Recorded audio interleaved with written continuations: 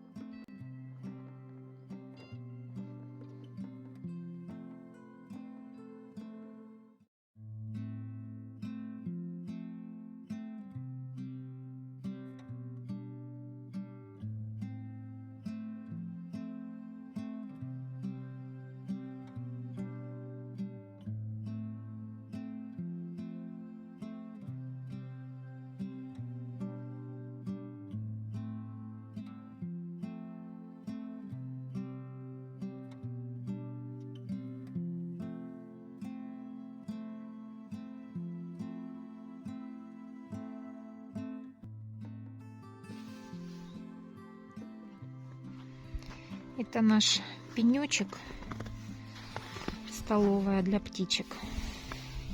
Здесь мы вот зернышки сыпем. Сейчас вот снег прекратился. Я его смела с пенька, и птицы могут клевать. Но когда идет снег, конечно, его быстро заметает. И выходить каждые полчаса очищать от снега не очень хорошо. Скрипит под ногами, слышите, да? Я топчусь на месте. Поэтому мы соорудили вот такую кормушку, достаточно примитивную, из подручных средств. Но со временем сделаем какую-нибудь цивильную, красивую. Здесь вот у нас окошечко такое. Сюда можно птичке залететь или сесть на краешек и клевать зернышки. Синички прилетают, воробьи не пользуются. Кстати, сегодня утром, когда мы встали, вот здесь была такая шапочка снега. Синичка прилетела, стала разгребать этот снег. И такая была недовольная, что зернышек нету, что залетела к нам в сени. Наверное, хотела потребовать, чтобы мы, в конце концов, и поимели совесть, очистили кормушку от снега. Ну вот, очистили и повесили вот такую. И вот еще вот здесь, видно, да, кусочек сала примотали. И, по-моему, его уже даже чуть-чуть поклевали птички. Я не видела, но оно, по-моему, поклевано, мне кажется.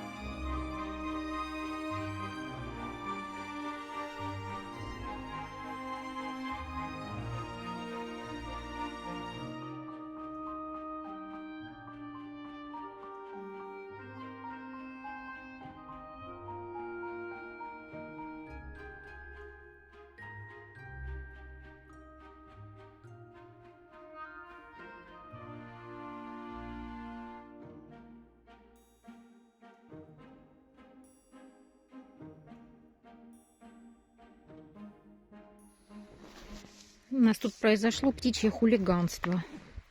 Прилетала какая-то большая серая птица с большим клювом. И она так долбила по этому кусочку несчастному, что он вот с этой проволочки синенькой вот отсюда просто свалился. Сейчас будем восстанавливать статус-кво.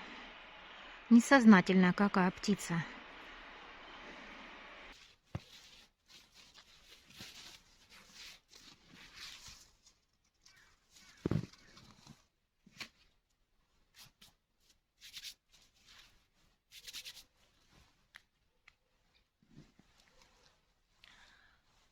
У нас в деревне мусорная реформа состоялась.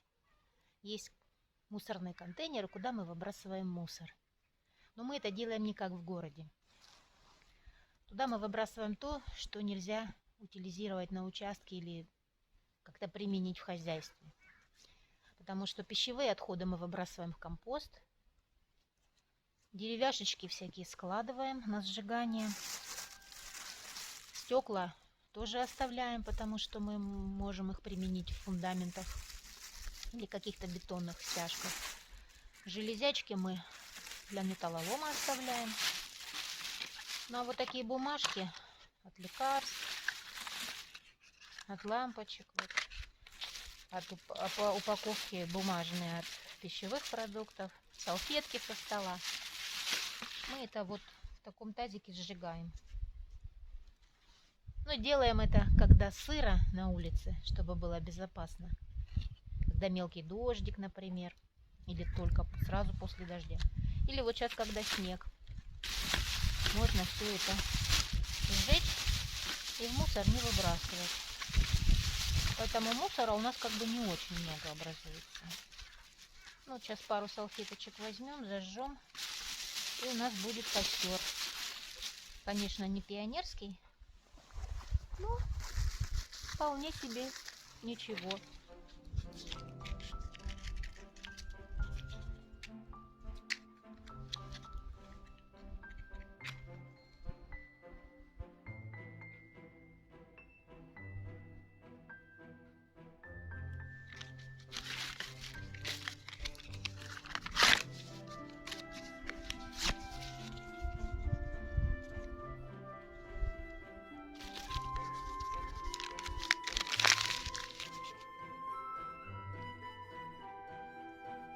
Тут даже можно руки погреть.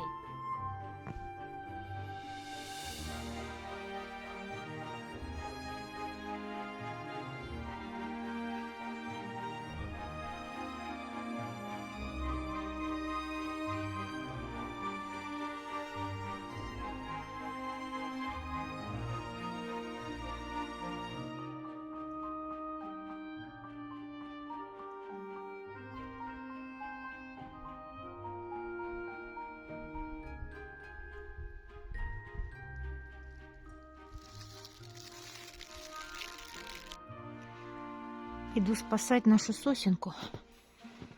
Ее вон так пригнуло снегом, надо ее освободить. А здесь вот такой сугроб. Я не знаю, мои сапоги выдержат это испытание или нет. Где тут поменьше снега. Вот с этой стороны, наверное, лучше зайти. Так, пока полет нормальный. Идем на выручку. Идем. Здравствуй, сосенка, миленькая, давай. Мы тебя чуть-чуть освободим. Мой снег такой мокрый был. Прям теперь обледенел. Это нехорошо. Для растений это нехорошо. Прямо комочки льда. Она все-таки существует. Тропинка к роднику есть. Кто-то здесь уже ходил по снегу. Я любовалась этой заснеженной тропинкой несколько дней назад. А сейчас посмотрите, какая тут красота.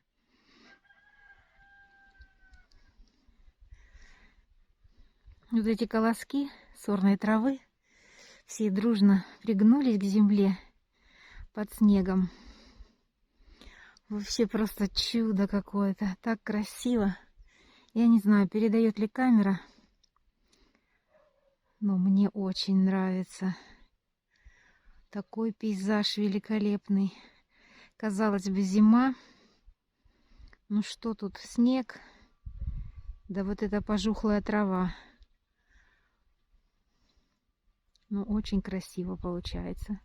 Природа нарисовала великолепную картину. Решилась я сходить за водой. В какой местности живописной я иду. Прям не могу налюбоваться. Смотрите, какая благодать. Тихо так. Птички чуть-чуть щебечут где-то вдалеке. Смотрите. А вот там наш дом на горке возле березы виднеется.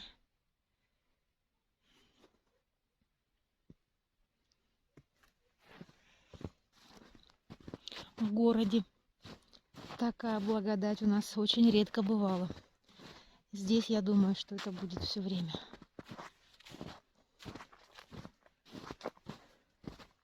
Спускаюсь к реке.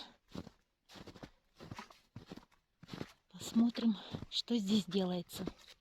А здесь настоящая сказка.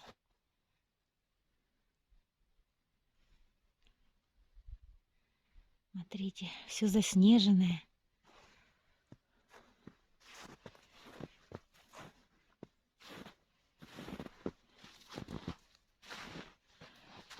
Попробую пройти к тому роднику, куда я обычно хожу. Здесь вот есть ближний родник. Вон там сруб виднеется. И к нему уже тоже были сегодня посетители. А я попробую пройти к тому родничку. Ну, буквально там еще 50 метров. А здесь вот у нас вот так. Класс. Класс. Вот оттуда я пришла. Вон он наш дом. Чуть-чуть не видно. Вон синяя крыша, если видно, виднеется. Вот так вот я. Напрямую нет, получается, надо идти по Кате, там по гипотенузе нет. Мимо вот этого поля я прохожу. Здесь дорожка возвращается вверх на улицу. А вот пошла дорожечка, уже протоптанная, к старенькому роднику, вот к старенькому срубу. Я обычно набираю воду здесь. Ну что, идемте со мной. Вы бывали в сказке? Вот это похоже. Если не бывали, вот вы со мной здесь, в сказочном буреломе, находитесь. Вот он, наш родник. Сруб здесь старый, немножко неухоженный. Сейчас будем черпать воду. Постараюсь вам показать этот процесс. Я обещала вам показать, как я использую лейку для родника. Сейчас мы чуть-чуть мешком почистим, потом водичкой. Почему беру лейку? Мне так удобнее. Я прихожу на родник вот с такой баклажечкой, ну и с лейкой. Баклажки узкое горло, да? Понятно, что надо наливать чем-то схожим по объему, по размеру. А лейкой удобно вот так взять ее за хобот, зачерпнуть воду и потом налить. Сейчас пополощем леечку чуть-чуть. Она стояла в снег, немножко запылилась. Вот так я наклоняюсь. Вот такая моя технология. Водичку набрала и теперь наливаю.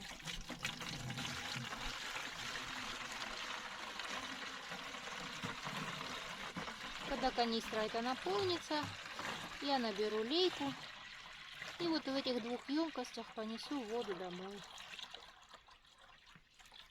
Насколько я знаю, в нашем селе так больше никто не делает. Ну, это мое ноу-хау. Еще не запатентованная технология. Если кому надо, бесплатно делюсь, можете пользоваться все, кто хочет. Раз. Вот, готово.